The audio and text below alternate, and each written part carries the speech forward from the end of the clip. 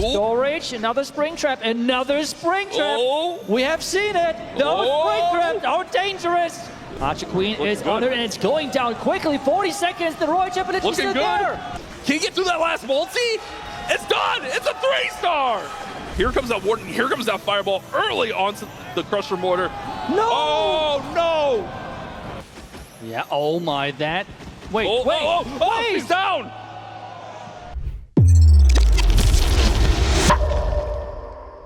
It's a deep Royal Champion charge into the Root Riders. He does have a ton of invisibilities here, but does have that little bit of support with the Overgrowth and the Recall to bring that Royal Champion back. But the big thing here is getting the value, setting the stage, setting the pathing for these Root Riders to enter this base. Oh, now the first traps popping up. We have a spring trap as well getting triggered. So far, the Fox still alive. Can the Fox dodge some traps as she's stuck on that storage? Another spring trap, another spring trap. We have seen it. No spring trap, how dangerous. Okay.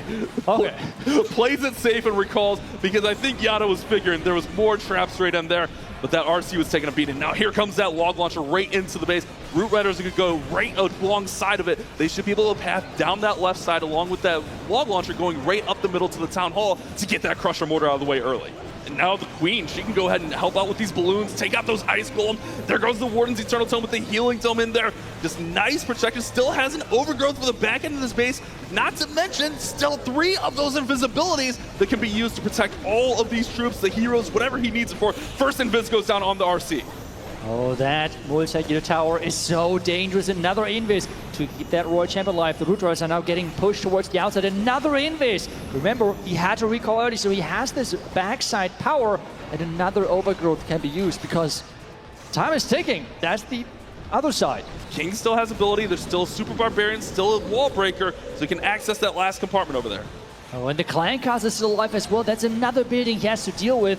When is that King ability? There we go, spiking through. And this now is all about the back end. There's as well an Ice Golem, which might help him as he is going further. There was some troop getting deployed on the Clan Castle troop. 30 seconds at this point. That Root needs to break the wall. Get through there, Root. Get through there. He's got the Frost. He's got the King. He's still got that Ice Golem. Now, remember, those buildings got damaged. The Root is on the Expo. The scatter shot should be pretty low, but it's got Frost. No! So King goes down. I don't think he's going to have enough time. 14 seconds. It's going to be ultimately a time fail here for Yada, but it's going to be such a high percentage attack. Yeah, the King had to stay alive, and even then the Elixir storage, being in its own compartment, would have gotten tricky to really get through, but in the end, a 97 is way above. Looking like a strong starter here for Hog, and this is what we kind of talked about in the open. These guys are so good with these Warden charges, just identifying the value, setting up the base perfectly for how they want to. Now the Flame Flinger is going to go ahead and join the party over there on the left-hand side. Remember, it's going to throw those Fire Mites and just deal all that damage. Each shot, more and more damage, and then after it's done, it's going to drop those Clan Castle troops out. But now the Warden is taking the damage from the Expo. The Expo, one of those few defenses that can outrange the Flame Flinger, doesn't have to worry about that. Yeah, the issue now, though, is the Warden has to take down the Expo because that thing is outranging the Flame Flinger. So interesting enough, which we have seen at the beginning, he's using the Hog Rider puppet on that Royal Champion, something which we're not seeing that often, to be honest. Here come the Super Yetis right through the Town Hall. We do have the jump spell right in there to give access to the next compartment. Remember, Super Yetis, not like the Root Riders, are not going to open those walls, so you do need to support them, whether it's with jumps or Earthquake Boots from the King. So the jump spells will go ahead and give them access further into the base. Yeah, and there were a lot of string traps. He already lost one of those Super Yetis, which is not optimal for him. The poison is in there, but the Rocket Dunes can maybe deal some damage as the Eternal Tome is running out. The Giga Bomb was not tanked, and the Warden took a lot of damage. Now we have air traps hitting those healers, and he needs to have them alive. Oh, yeah, you definitely want to keep those healers up. One is barely hanging on there, goes down actually. Queen is also taking a lot of damage from that Crusher Mortar. Force 2 ability, the Flame Flinger pops over there on the left side, bringing out 3 Yetis to support that push. King still on the exterior with his ability, but that Crusher Mortar is a lethal compartment. He's got to get through there. Yeah, the action figure is trying the best to take down the defense, and it's going down. Now it's all about the minion prince on defense. Archer Queen is on it, and it's going down quickly. 40 seconds, the Royal Champion is still there.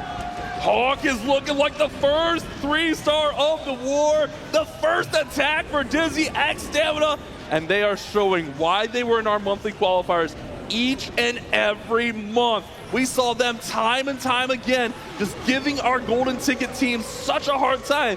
They were the first team to qualify, and then they came back each and every month and made it so difficult for other teams to qualify. Yeah, they have made it difficult, but in this first match, it seems like they are making it really difficult for NAVI. Want to set up the funnel, but right now, at least the siege, which is selected, is another Flamefinger. Do we see a nice setup? And this seems to be the case. But remember, with this setup, he needs to take down this Expo with the Warden Walk. This is the crucial part of this attack. The Expo and that mortar, but the mortar obviously right there in front. But that's why you run that Angry Jelly. You get the first 35 seconds of the attack so that Angry Jelly is going to allow that Warden to target only defenses, and that's going to push him right into the Expo. And now with the Expo going down, it's going to set the tone for the rest of the attack. The pathing is beautiful. The troops should go inside. Hopefully, maybe, yes, please, no. Come back, come back, come back, come back, come back, come back, come back, come back. Oh my goodness. Oh no, they're still walking into. They can't make up their mind. Two of those Super Yetis stuck on a wall. One does come in. Here comes the Warden's Tome to protect everything, but he needs those Yetis to get back with the group. Those walls are open, and now they're going around. Super Yetis, what have you done? Make sure that you're jumping in now. He has the King ability to use, so which means the entire core is open. And now he has some Yetis on the back end, which might be not too bad, to be honest, because they're completely fresh when it comes down to those Electrolytes, and they can now carry on the back end, but there's still a lot of base left. Yetis are still pushing along very strong, but it is very thinned out. You still see that Flameflinger over on the left side. I'm assuming there will be Yetis in there to help take out some of this compartment, but this one is definitely going to fall short for Gaku. Yeah, and if you take a look at the percentage points, I mean, this has to be one of the lowest percentage attacks which you have seen so far in this competition. It's not so far at least getting to the 70%. He's trying now, getting a little bit higher with the Clan Castle opening up. The Super Minions are pushing him in above the 70% points. But still, it is not the attack Navi needed in this position, especially with Dizzy getting the 3-star early on. As we're watching the last couple of Super Minions trying their best to pick up more percentage points, let's just go a little bit more about base building, because you have seen those couple of Redmans on the back end there. This is why you try to spread them out, like 3 to 4 of those Redmans, because they're taking down the test loons, and this means you can hide then Black Mines behind that. Oh, I love it. I love it. This is so much chaos, that's for sure. Starting things off with the Warden shot at the bottom side, the Furnace to support him. He wants to make sure that the attack is going a little bit quicker as he's going into 4 Builder Huts. And having a Warden charge into 4 Builder Huts can be really time consuming, that is for sure. So let's see how good this is going to work as, oh my. At the top side, he has set up the Flamefinger and used an Inferno Dragon to take down the defending Minion Prince to make sure that that Flamefinger can take down so many buildings at the top side. Such an OP play up there. How do these players think of those things? Like an Inferno Dragon, very rarely used, but you see players like Darkstar just using those utility troops in there to take down that Minion Prince. And now the Flameflinger is going to take out that multi-gear tower. Warden is hanging on for dear life down there. He does have to rage him up, but the Warden should be able to get this Town Hall down now with that rage. Yeah, the Town Hall is gone. The Warden's going to walk towards the far right side. Let's see if he's going to trigger the Giga Bomb or if he's staying out of range. We see Super Minions on the top side out of that Flinger now, but that top compartment getting taken out by that Flinger was a massive pickup. There goes the Ice Golem popping. RC's going to go ahead and join on the left side and join up with the King, actually. So kind of heroes all throughout the bottom section of these bases. We have the Warden working at the bottom side, the Roy Champ on the left side, King tanking for the Roy Champion. The Artsy Queen is taking down building after building. And it's only the core left alive, but is that enough power? The Rocket Spears are in. Here come the Rocket Loons, here come those Minions. The Royal Champion is in, but those Infernos, they are just draining. Oh, the Warden gets pulled over. So now the Warden will target and he gets taken out. The healers will take it out. Can he get through that last multi? It's done, it's a 3-star. This is what we were expecting from Dizzy. They're the #1. Look at that, oh my goodness, those Headhunters did some work up there getting that Royal Champion taken out early. Here comes some Rocket Loons to take out the Expo now. Just picking up great value to start this out. Setting the tone here. Here comes that Warden. Here comes that Fireball early onto the Crusher Mortar. No! Oh, no!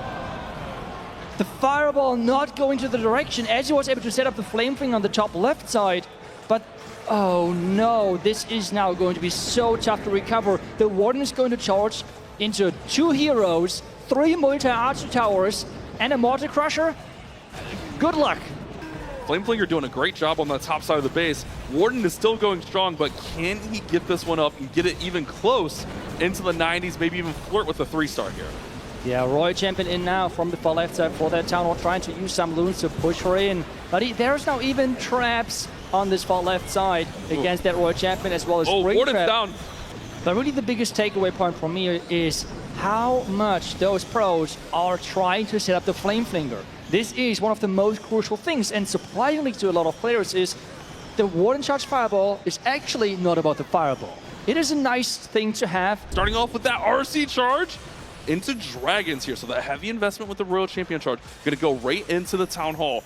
Poison Tower might slow her down if she does take it out, which she might be going there next. It's going to make it invisible. Beautiful.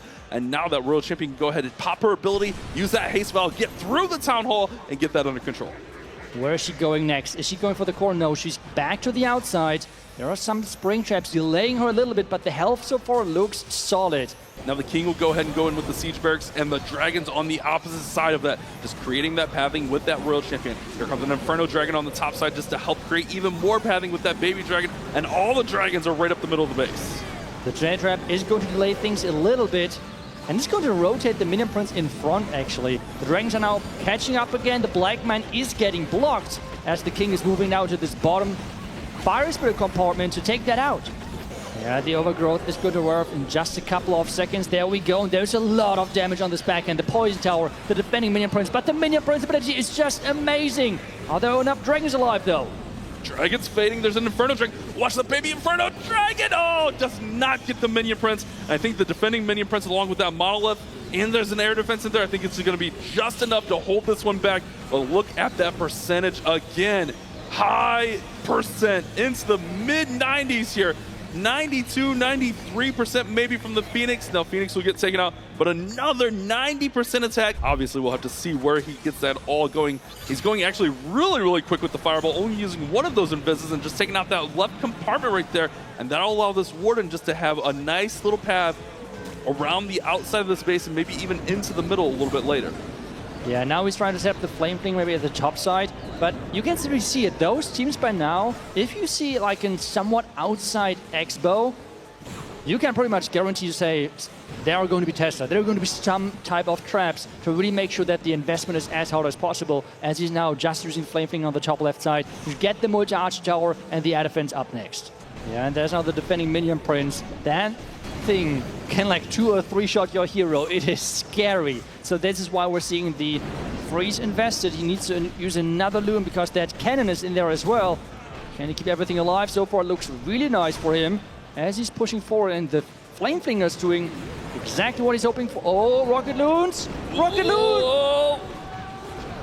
Oh, is he in there? I can't see. I mean, the healers are still going, so I'm assuming he's fine. He's barely, okay, he's back up to full. He's back up to full.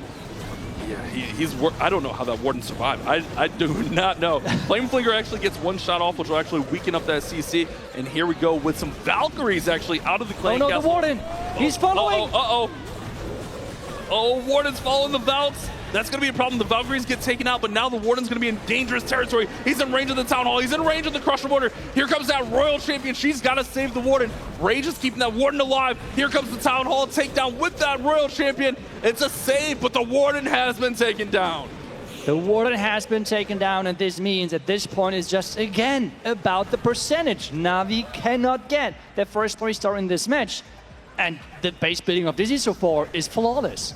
This base just gave him so many issues as the attack developed. It was one thing after another.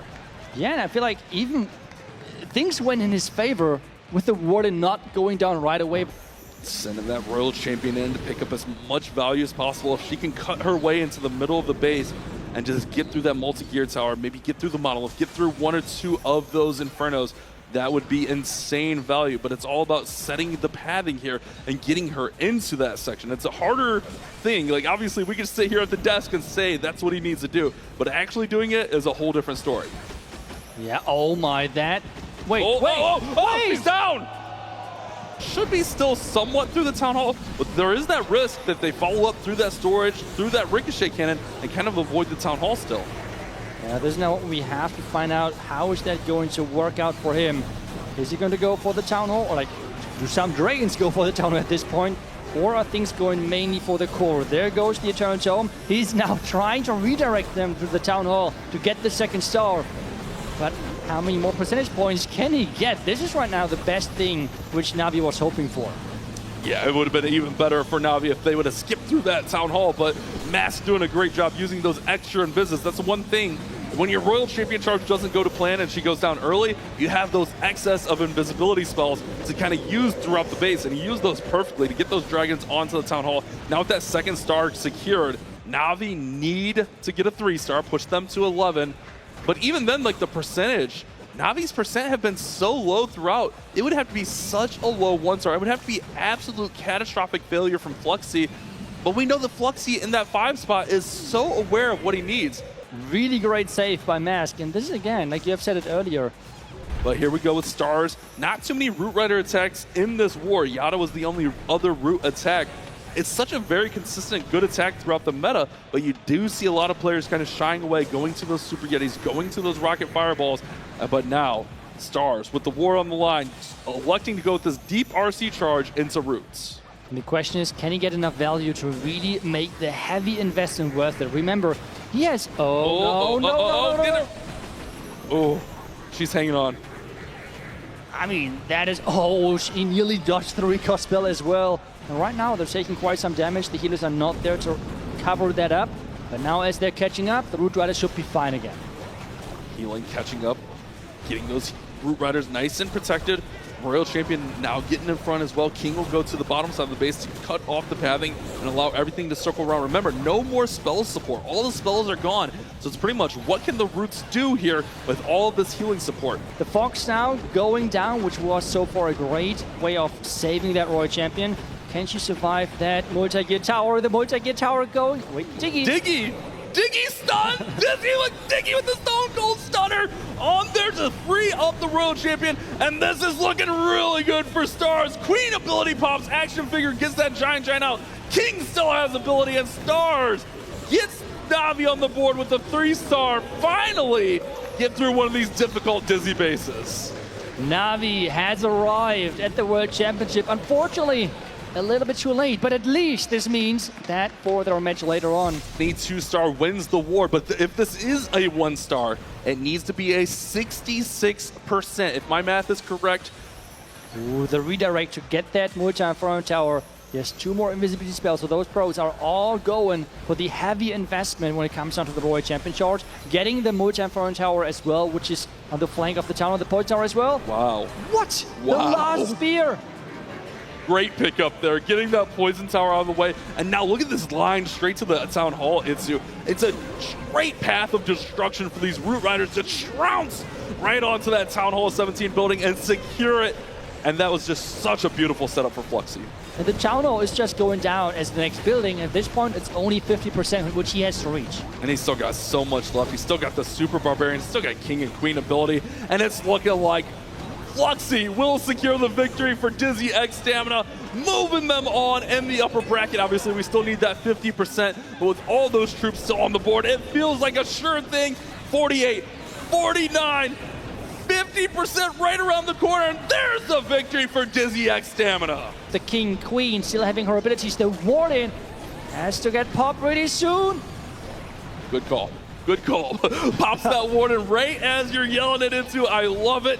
But man, there's still a lot of base left, and that Minion Prince with that Crusher Mortar on the top side. We've seen that single-handedly shut down so many attacks. Here comes some rocket balloons in, trying to get some damage in, maybe even take out the multi, but there's some red air bombs going off, some Seeking air bombs going off as well. All the traps, it feels like, have been pulled as he's still working through here. The healers are still up. Fluxy being in that 5 spot is so aware of what his team needs. He knows when he needs to step up and get that 3-star, but he also knows when he needs to step up and just get that safe, secure 2-star. And I don't think his team is going to be upset with him putting up a 94% attack here. I mean, it's such an epic performance here from Dizzy.